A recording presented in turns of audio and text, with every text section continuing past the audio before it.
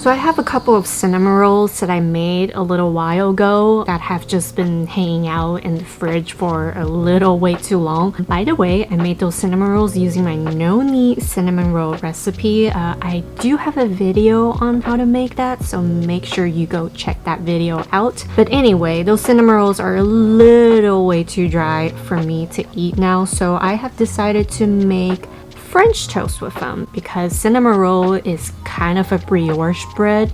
It's enriched with eggs and butter and milk, and I just thought it would taste really good as French toast. So that's what we're going to make today, a cinnamon roll French toast. It sounds crazy, it sounds really sweet, and it is. Before we begin, make sure you are subscribed to our channel if you are not. Why aren't you subscribed to our channel? Anyway, and also give us a like if you will, and let's eat more dessert for breakfast.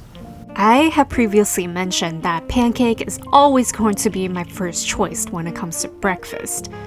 Well, a good French toast is my second, and this is a good French toast. I'm using 2 cinnamon rolls today in a large dish, crack in 1 whole egg, pour in about 3/4 cups of whole milk, 1 tablespoon of brown sugar, a splash of vanilla, that's probably about a teaspoon, a pinch of salt, lastly grate in some orange zest, you'll need about a teaspoon. It just goes really well with the cinnamon and it cuts through some of that sweetness and richness from the cinnamon roll. Mix everything up with a fork, slice the cinnamon rolls in half and go ahead and dunk them in the egg mixture. A good trick on making really good French toast is that you really want to make sure the bread is well soaked in that eggy custard mixture. I do it for about 4 to 5 minutes per side. You want the center of the French toast to be soft and eggy and custardy, not dry and bready. In a large skillet on medium heat, melt 2 tablespoons of butter. When the butter is nice and bubbly, place the cinnamon rolls in the skillet. Lower the heat to medium-low and fry them for about 5 minutes per side. I'm using a lower heat because I want the custard to cook through in the center, and it's also a good way to prevent the cinnamon rolls from burning. And by the way, this smells amazing. I can really smell the butter browning and the cinnamon. Let's flip them and continue cooking the other sides. Towards the end, I crank up the heat slightly so they could crisp up on the outside and get a nice golden brown color. That's looking pretty good. The cream cheese frosting is now caramelized and the outsides are brown and crispy. Onto a plate.